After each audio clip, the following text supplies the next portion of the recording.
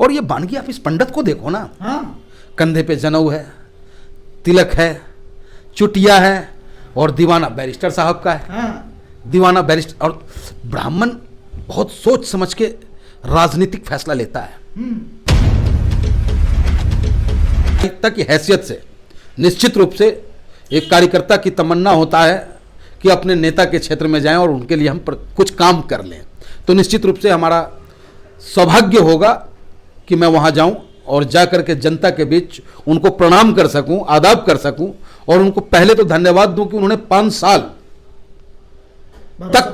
साल तक उन फिरका ताकतों को दूर रखा जो पूरे हिंदुस्तान में आबो हवा, अमन चैन की आबो हवा को खराब करना चाहता है, और पुनः फिर जनता के बीच जाने का मौका मिला है। तो हमें यकीन है कि तेलंगाना की जनता बैरिस्टर साहब को ताकत देंगे। लोग कह रहे तेलंगाना में विकास ही नहीं हुआ। कुछ तो लोग कहेंगे, लोगों का काम है कहना, छोड़ो बेकार की बातें, बीत न जाए रहना। हाँ। है ना। वहां तेलंगाना की जनता से आप पूछें, उन बेटी से आप पूछें जिनको स्कॉलरशिप मिलता है, उन बच्चों से पूछें आप जिनको अच्छे पढ़ाई करने पर उनके टैलेंट के आधार पर उनको और इंडिया मजलिस इत्तेहादुल मुस्लिमीन के राष्ट्रीय कार्यालय दारुसलाम से किस तरीके से इजाफा और मदद दी जाती है। हाँ। आप उनसे जाके पूछे ना, वो बताएंगे कि ऑल इंडिया मजलिस इत्तेहादुल मुस्लिमीन क्या है, उसकी पकड़ क्या है, पहचान क्या है। हर कार्यकर्ता, हर गरीब व्यक्ति मजलिस का कार्यकर्ता है तेलंगाना की धरती पे। लोग कह रहे आपकी पार्टी हिंदू मुसलमान की बात करते हैं, गजबे बतियाते हैं। आपका कैमरा वहां पहुंचवे नहीं किया साहब। हाँ। आपको ये पता है कि नहीं है, ये हमको नहीं पता है। हाँ। लेकिन हम आपको बता देते हैं और आपके माध्यम से उन अंधभक्तों को, जो अंधभक्त है ना, जो सिर्फ हिंदू मुस्लिम की बात करते हैं, उनको मैं मैसेज देना चाहता हूं कि मेरे बैरिस्टर असदुद्दीन ओवैसी साहब, अभी चंद दिनों की बातें हैं, 3 बेटियां हमारे देश की, तेलंगाना की बेटी अच्छे नंबरों से पास करती हैं। वो कोई एसडीएम रैंक का होता है, कोई किसी रैंक का होता है। हाँ। उस 3 में 2 बेटी तो हमारे मुस्लिम परिवार की थी और 1 बेटी हमारे हिंदू परिवार की थी। दोनों बेटी को 1-1 लाख रुपया दिया गया। उस तीसरी बेटी हिंदू को लगा कि क्या मैं हिंदू हूं, हमें नहीं मिलेगा। हाँ। और उन्होंने धीरे से बैरिस्टर साहब तक अपनी आवाज रखी।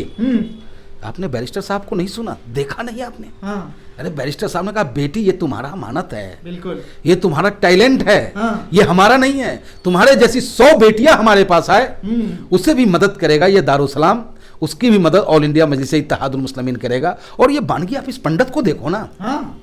कंधे पे जनेऊ है, तिलक है, चुटिया है और दीवाना बैरिस्टर साहब का है। हाँ। दीवाना बैरिस्टर और ब्राह्मण बहुत सोच समझ के राजनीतिक फैसला लेता है। और हमने देखा है कि वर्तमान में जो हमारे देश की स्थिति है, जात पात पे बट रही है और इस जात पात से हमारा देश कमजोर हो रहा है। और एक नेता है जो वो हक की बात करना चाहता है, वो एक नेता है जो वो कहता है कि बाबा साहब अंबेडकर ने जो प्रेम्बल में लिखा है, जो अधिकार तुम्हें दिया है वो अधिकार हमें दिलाना है। जो आखिरी पैदान में बैठा हुआ व्यक्ति है, जो बरसों से 75 वर्षों से 76 वर्षों से, अमृत काल हम कहते हैं इसे, लेकिन वो 75 वर्षों से उस किनारे में बैठ करके ठंडी हवा का इंतजार कर रहा है, कब आएगा वो हवा। अरे भैया, जब उस एक बोट का अधिकार जितना अंबानी का है ना, उतना ही उस किनारे में बैठे हुए ठंडी हवा का इंतजार करने वाले उस मतदाता का भी उतना ही हक बनता है, उतना ही ताकत है उसके वोट का। तो क्यों ना उसको उसका अधिकार मिले, क्यों ना उसके बच्चे अच्छी शिक्षा प्राप्त करें, क्यों ना उसके घर के आगे से बेहतर सड़कें निकले, क्यों ना उसके घर झोपड़ी में जो है बल्ब जले। तो ये सोच लेकर के ऑल इंडिया मजलिस इत्तेहादुल मुस्लिमीन चला है साहब।